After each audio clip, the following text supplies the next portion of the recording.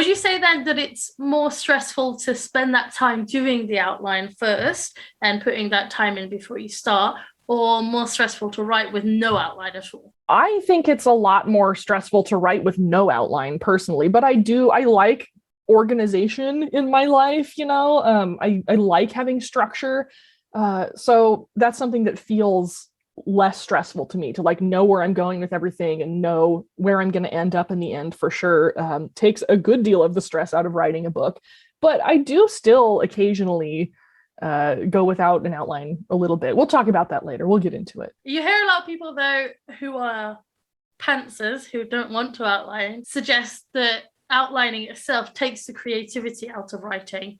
What would you say to someone who believes that? Well, I think it doesn't have to. There's a lot more creativity, I think, personally, in the actual writing process than in the plotting and planning process. I mean, I find that like word choice and sentence construction and adding in sensory details and like creating the dialogue and all that is much more creative, in my opinion, than just laying out a series of causes and effects, which is ultimately what outlining is, right? It's just this happens, and so as a consequence this happens, and then this happens because that happened.